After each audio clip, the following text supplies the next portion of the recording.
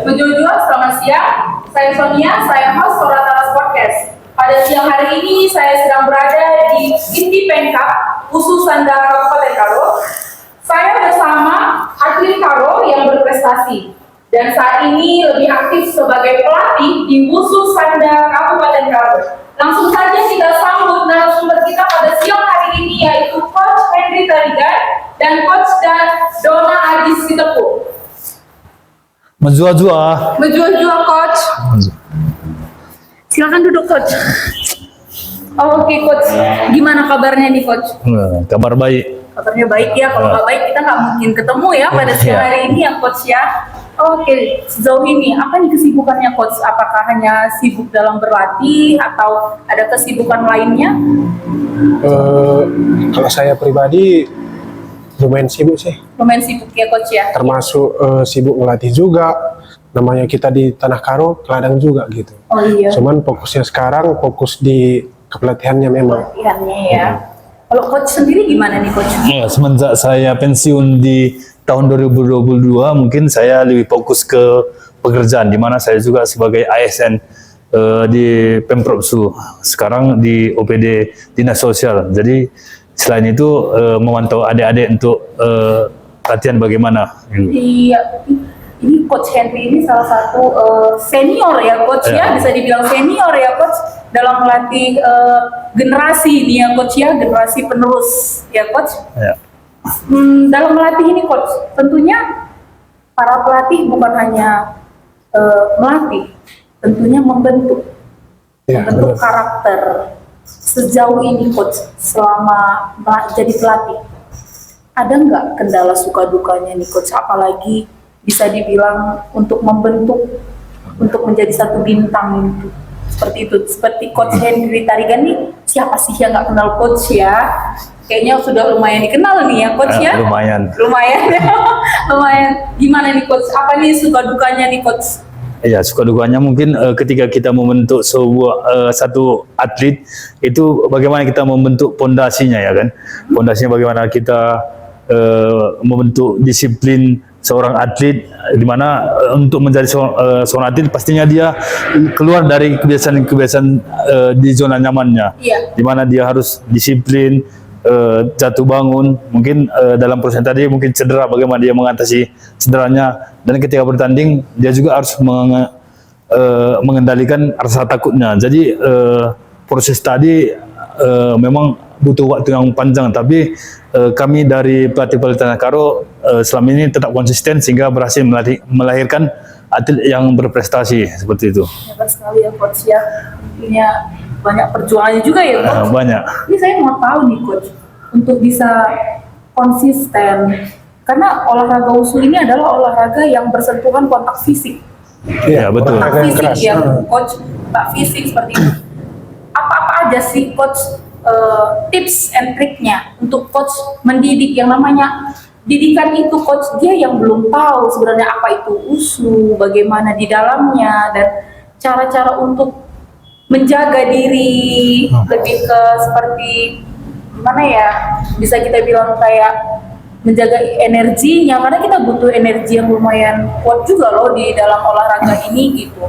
Itu gimana tuh, Coach? Nah, jadi saya mungkin sebagai pelatih dan senior, mungkin ketika untuk menjadi seorang atlet ada dasar yang harus atau pondasi yang harus dibentuk, benar-benar dibentuknya itu ketika seorang atlet, yaitu stamina dan mental. Dan ketika dua pondasi ini kuat, barulah kita berbicara mengenai teknik, taktik, game plan, baik EQ atau peraturan yang lain. Karena sebagus-bagus apapun seorang atlet, ketika dia tidak punya stamina, dia itu akan nol, tidak akan bisa bertahan. Atau sehebat apapun kemampuannya, ketika dia tidak punya mental, itu juga pasti tidak akan bisa jalan di atas pertandingan. Jadi mungkin dasarnya dan sampai saat ini kalau mental dan stamina dari atlet Tanah Karo ya teruji di atas pertandingan gitu. Dan ini aku mau tahu nih, Coach, apa sih alasan Coach, motivasi Coach, kok bisa memilih olahraga ini untuk ditekuni, wusu ini? Kenapa enggak? Banyak kan cabang olahraga lainnya, kenapa memilih? Kalau untuk sebenarnya kan kayak bela diri wushu ini bukan hanya sekedar pukul tendang tinju gitu. Iya. Jadi di wushu ini juga kita dapat kekeluargaan. Nah, di dalam kekeluargaan itu memang ada nanti di dalamnya itu tadi kita harus disiplin, punya attitude. Jadi di yang dua ini kita terus dikembangkan. Jadi kita nggak harus jadi orang sok-sokan gitu. Jadi kayak di Tanah Karo lah. Di Tanah Karo itu ada kita sering lihat kayak tetuakan namanya. Iya, kalau budaya Karo bilangnya Tetuakan namanya. Padahal masih muda. Padahal dia masih muda orangnya itu. Ya cuman ketika kita masuk ke bela diri ini, contohnya ke bela diri wushu, kita itu kayak di martil atau dipahat sampai kita ke bawah. Dari bawah kita dibentuk lagi karakter kita kayak mana, attitude kita kayak mana. Jadi seorang petarung itu nggak harus sombong juga.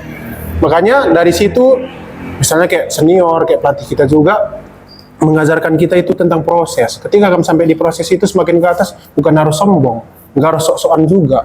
Tapi ketika kita di situ diajarkan bahwa kita harus saling menghargai, melindungi keluarga kita gitu.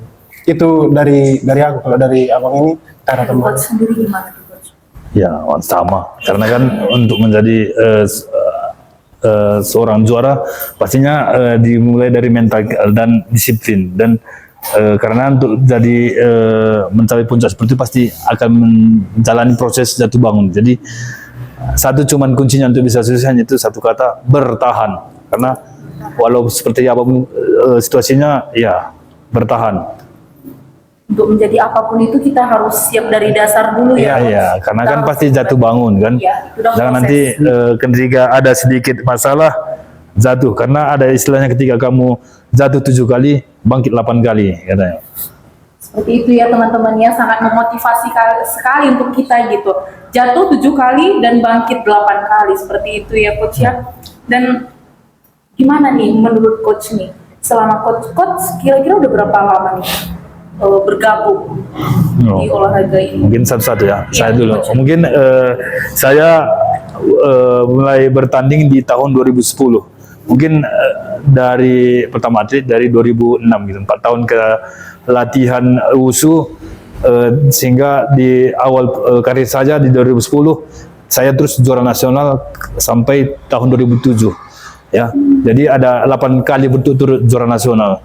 Dan ketika itu di tahun 2017 saya berhasil juara nasional, di mana juara nasional tadi tiket untuk Asian Games di 2018. Tapi karena banyak konflik internal dari wushu pelatnas, ya udah saya mungkin udah nggak peduli lagi tentang pelatnas.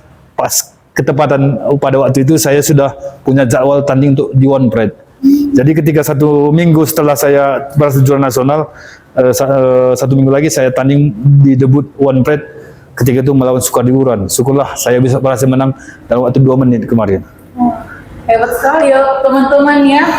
Coach Henry Tarigan ini sudah mengharumkan nama Tanah Karo. Ya teman-temannya, tunggu sebentar ya teman-temannya, kita ke Coach Dona nih. Coach nih udah berapa lama nih Coach gabung di Wushu Sanda ini Coach?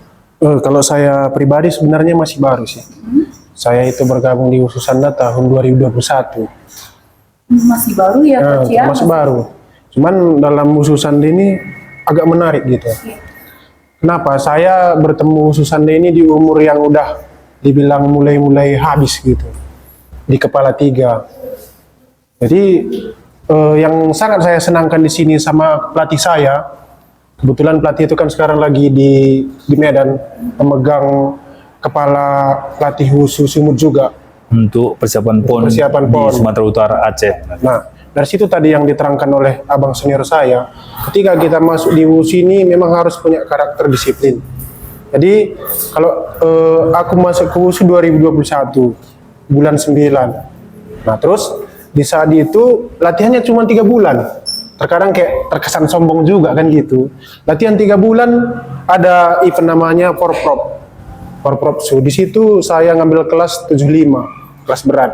Cuman dari motivasi para pelatih, teman-teman atlet wushu juga, saya juara juga gitu. Terkesan singkat tapi berhasil. Memberikan hasil. Itu kembali juga membawa nama Tanah Tanah Karo. Karo. Sejauh ini nih, coach berdua nih sudah mengharumkan nama Tanah Karo. Apakah ada nih coach penghargaan, apresiasi dari pemerintah, khususnya pemerintah Kabupaten Karo nih, untuk coach yang udah berhasil mengharumkan nama Tanah Karo? Karena bukan apa coach, ini pertarungan adu fisik, Iya. adu fisik, Kontak fisik. kontak fisik. Gimana nih respon dari Pemkab Karo, pemerintah Karo nih, sudah berhasil nih? Gini, mungkin perhatian dari Pemprov Karo, kalau dibilang tidak ya ada juga ya, dimana perhatian dari Pemprov Tanah Karo itu ada sekali setahun, yaitu di Hari Olahraga Nasional. Selain itu mungkin kami ya berjuang sendiri, dimana kami juga harus pandai-pandai cari orang tua angkat kami dalam olahraga ini sehingga kami bisa bertahan. Jadi saya pribadi selama saya atlet, di mana dalam proses saya berhasil untuk jadi juara, di mana saya itu mempertaruhkan hidup saya ya. Bisa dibilang ketika kita sudah menjadi atlet, ibaratnya kita sudah menandatangani kontrak seumur hidup. Karena untuk menjadi atlet, pola hidup kita memang sudah benar-benar berubah, di mana kita tidak lagi bisa punya hidup seperti orang-orang kebanyakan, di mana kita memang harus latihan, habis latihan istirahat, dan kita harus memikirkan program untuk besok. Itulah terus berkelanjutan sampai saya pensiun seperti itu. Jadi ya, dan mungkin itu pengalaman pribadi saya, tapi ya pastinya saya juga punya harapan di mana pemerintah Kabupaten Karo memperhatikan junior-junior saya dulu, junior-junior saya sekarang ya. Janganlah ini menjadi diteruskan kepada adik-adik saya, di mana walaupun kemarin saya berhasil memperoleh emas PON 8 kali juara nasional berturut-turut, pernah juga juara dunia di Palembang. Ya, itu bisa dibilang ketika sampai ke Tanah Karo bagaikan jarum yang jatuh ke lantai ya. Tidak ada apa-apanya sama sekali. Ya. Karena bisa dibilang saya juga kalau bisa iring, kalau bahasa Karo merincu.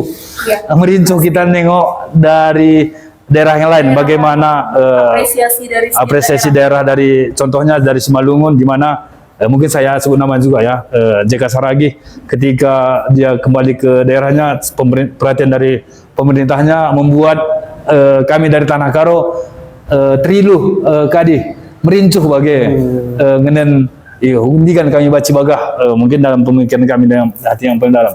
Jadi ya kami juga ketika saya sudah pensiun, ya saya juga berharap mungkin adik-adik saya ke depan lebih diperhatikan seperti itu. Seperti itulah teman-teman, kita pergi bertarung membawa nama daerah, tapi begitu kembali dengan prestasi senyap tanpa ada suara apapun. Sampai kapan kita mau seperti ini, terus-terusan bertarung membawa nama daerah, tapi kita tidak pernah merasakan apresiasi yang diberikan untuk dari pemerintah setempat untuk kita yang sudah bertarung membawa nama daerah kita keluar. Seperti itu ya coach. Sebenarnya ini hal yang sangat disayangkan menurut saya pribadi, apalagi coach yang memang langsung bertarung, yang langsung merasakan, dan kita bukan hanya bangga, tapi kita bangga meraih prestasi di luar, tapi begitu pulang kita merasa apa sih ini gitu. Jadi untuk apa aku berjuang membawa nama daerahku Kabupaten Karo, karena dimanapun kita disebutkan ya coach ya. Iya. Dari Kabupaten Karo itu pasti mungkin akan selalu di tingkat nasional sudah diakui, tapi mungkin kembali ke daerah kabupaten nggak jadi terlihat ya, coach, ya. jadi mungkin motivasi saya kemarin, mungkin saya juga sadar dengan situasi bagaimana kabupaten saya. Jadi mungkin dari situ saya tidak berharap Kabupaten Karo memperhatikan saya. Jadi saya terus berprestasi sehingga saya berprestasi tingkat provinsi, di mana provinsi lebih memperhatikan atletnya, dan di tingkat nasional. Jadi mungkin provinsi dan nasional lebih peduli dengan saya, jadi sehingga saya bisa bertahan seperti itu. Tapi ketika saya pensiun dari atlet WUSU, mungkin motivasi saya untuk tanding di One Pride itu cuma satu, memperkenalkan Tanah Karo di tingkat nasional. Tanah Karo yang mungkin selama saya berprestasi ya mengabaikan saya seperti itu. Tapi tujuan saya sebenarnya di One Pride cuma itu.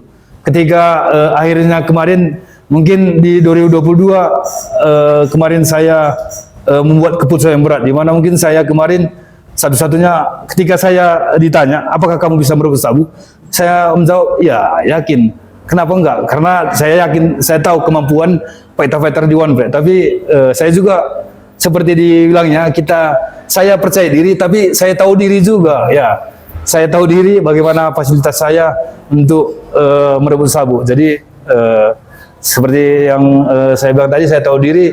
Ya udah, saya mundur di puncak karir saya seperti itu. Seperti itulah teman-teman yang seharusnya kita bisa lebih mensupport, mendukung saudara-saudara kita yang ingin bertarung membangun nama daerah kita, tapi kita sendirilah yang membuat mental mereka down. Karena apa? Karena tidak adanya apresiasi yang diberikan oleh daerah kita sendiri untuk para peraih medali di luar sana untuk mempertaruhkan nama daerah kita, teman-teman. Oke lah teman-teman, kita akan break sebentar. Kita akan kembali di season kedua. Oke coach, sekarang aku mau tanya nih coach, aku ada dapat informasi nih, katanya coach lagi buat event nih di tanggal 29 nanti yang akan diadakan di Brastagi Food Con nih. Oh coach. iya. Iya, Sebenarnya eventnya seperti apa nih coach? Kalau untuk event ini sebenarnya kita pengen juga sekalian mengambil minat dari daerah-daerah kita gitu. Sekarang kan lagi musim-musimnya juga untuk petarung-petarung. Cuman banyak juga orang nggak tahu wadahnya di mana. Nah, jadi kemarin kita dari pelatih, dari abang-abang senior semuanya ngerencanain membuat yang namanya Ringkina Fight. Jadi Ringkina Fight ini tujuan kita mengambil atau mendidik juga, sekali mendidik juga gitu. Ini murni kita sekalian di Ringkina ini nanti ada juga pertandingan, ada juga budaya. Iya. Nah, kita ditampilkan kolaborasi antara fight dan budaya. Jadi kalau kita di Tanah Karo ini kan terkenal dengan wisatanya nih. Benar. Jadi itu dengan alamnya. Nah, dari kita ini dari panitia, terkhusus kami yang dari WUSU, itu mau menciptakan fight wisata namanya. Jadi ketika orang datang ke Kabanjahe, ke Brastagi itu nggak harus mengenai alamnya nih untuk Karo. Jadi sekarang kita tetap cinta Karonya tadi. Jadi ketika orang datang dari Medan, tebing tinggi, dari mana itu kan kadang-kadang ada orang minat melihat. Jadi setelah mereka melihat nanti ke kampung, oh kan ada adik-adiknya nih, misalnya dia petarung. Jadi kita ke Brastagi boleh nih jalan-jalan sambil bertarung. Nah, itu yang mau kami tambahkan untuk Tanah Karo, dan itulah tujuannya untuk Ringkina ini. Jadi kolaborasi antara pertandingan sama budaya. Dan untuk kelas-kelasnya nih coach, adakah yang dibuat perbedaan kelas-kelasnya dalam pertarungan ini nanti? Ya, mungkin yang ada perbedaan itu menurut kategori nomor berat badan pertama ya kan. Di berat badannya. Jadi untuk kategori ada berat badan dan kategori senior dan junior. Jadi dan nomor yang dipertandingkan. Jadi kami dari panitia menyesuaikan dengan masa masyarakat di sekitar kita yang dengan latar belakang banyak bela diri, ya, di mana ada karate, taekwondo, kala hitam, gulat. Tapi mungkin di Tanah Karo bagian Brazilian Jiu-Jitsu atau BJJ itu masih kurang. Jadi untuk fight di Ringkina kami fokusnya ke tinju, tendang, dan bantingan. Jadi kan nomor yang dipertandingkan menurut ada 3, tinju tendang, dan tinju tendang bantingan. Jadi itulah yang dipertandingkan nanti. Iya. Tinju tendang, bantingan. Wah, menarik juga ya coach ya. Ini saya mau tahu nih coach, yang ikut bertanding nanti di tanggal 29 ini apakah semua dari latar belakang atlet atau dari masyarakat biasa nih coach? Oh, kalau untuk itu memang kita nggak selalu dengan atlet, Iya. karena tujuan utama tadi kan menyaring. Jadi yang basicnya memang tadi petarung jalanan atau memang tuakan tadi, ya kita arahkan di sinilah gitu. Jadi ada juga bahasa tadi daripada kita berkelahi di luar, kita bisa masuk ke kantor polisi. Nah, kita ada nih wadahnya Ringkina gitu. Jadi di sini kan bertanding dikasih juga sedikit uang teh telur lah bahasanya gitu. Berarti udah dikasih wadah untuk tempat mengapresiasi mengeluarkan mengeluarkan emosinya. bakatnya ya gue ya, mengeluarkan bakatnya Dapat dikasih hadiah. lagi Uang-uang telurnya, codingnya ya, iya. coach ya. Wah, seru sekali teman-teman. Ini udah kira-kira udah berapa banyak nih coach yang mendaftar sejauh ini coach? Oh, untuk yang mendaftar saat ini kira-kira udah ada sekitar 200. Wah, Cuman di 200 ini kita seleksi itu sekira 26, dan ini ada 3 partai kita undang memang dari Malaysia. Itulah Karo tadi, karena memang kayak yang dibilang senior saya kan, kalau wushu itu di Karo mungkin orang nggak terlalu tahu gitu. iya benar. Tapi kalau di Indonesia orang tahu Sumudi itu pun dibilang wushu Karo juga gitu. Makanya yang dari luar melihat link ini, apalagi ada nama abang senior saya di situ, mereka langsung kontak.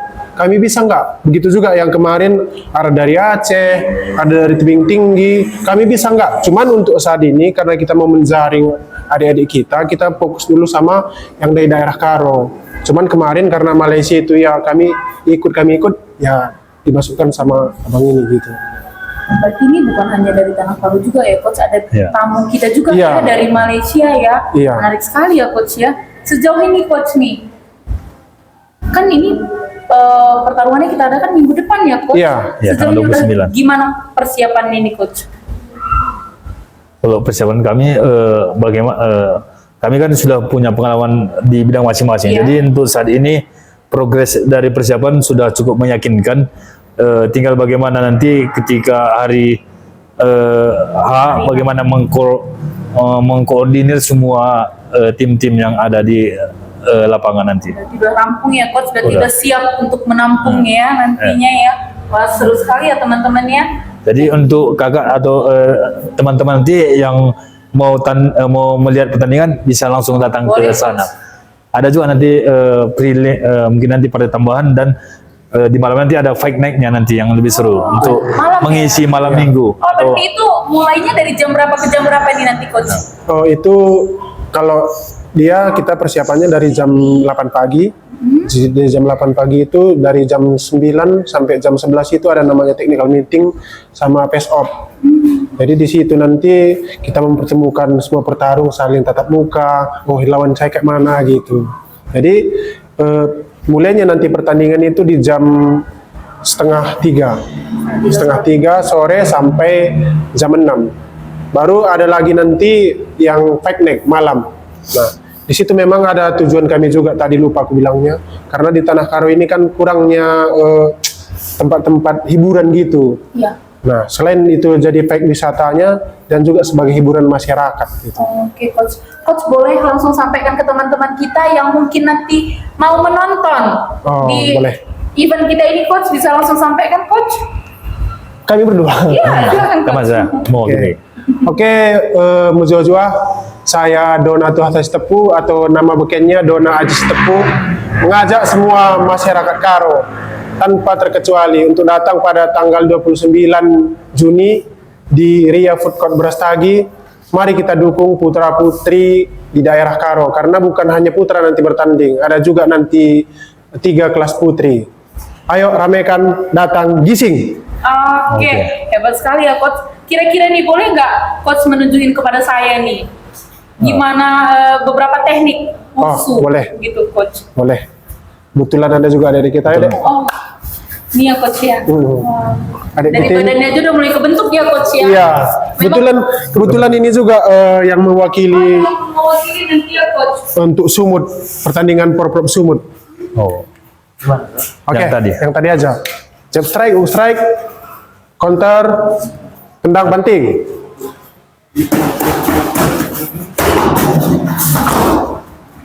Oke, sekali lagi.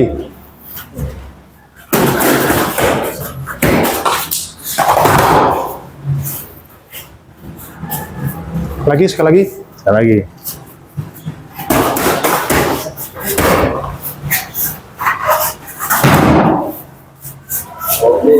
Oke.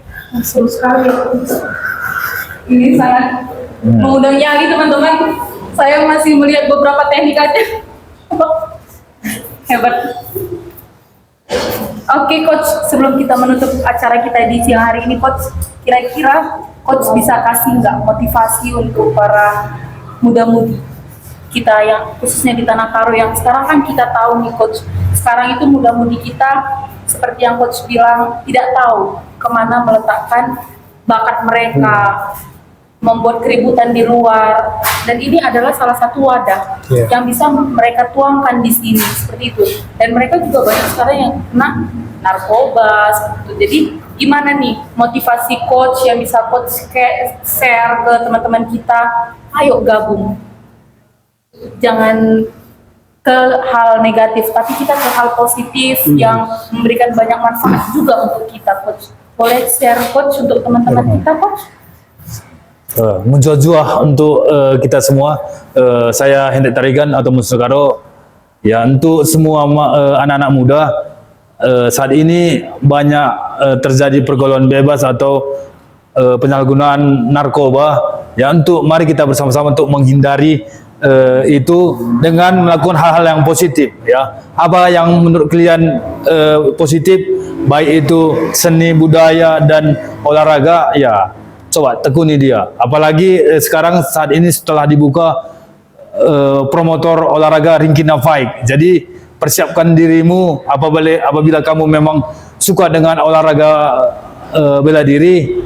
Ya, saat ini kami dari panitia Ringkina Fight menyambut baik anak-anak muda yang ingin berprestasi dari tingkat daerah mungkin, dan kami akan mengorbitkannya ke tingkat nasional.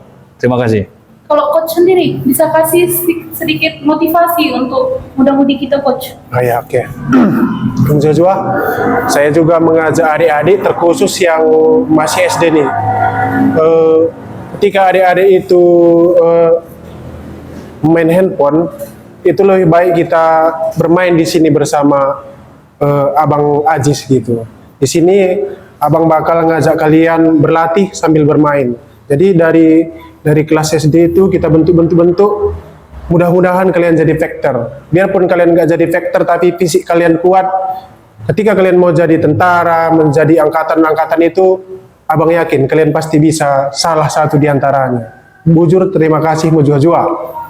Oke teman-teman, sangat menarik sekali ya teman-teman ya. Begitu juga saya promosikan teman-teman yang punya bakat bela diri atau yang ingin bergabung di Wushu Sanda ini, teman-teman bisa langsung datang. Tempatnya ada di depan gedung DPRD ya teman-teman. Yang namanya ini ya, pemusatan latihan inti pengcap Wushu Sanda and Kickboxing ya teman-teman. Oke teman-teman, terima kasih yang sudah menyaksikan Suara Taras pada siang hari ini. Menjua-jua dan salam sehat. Oke coach. Menjua-jua. Terima kasih banyak coach. Bujur, manban takrina. Oke.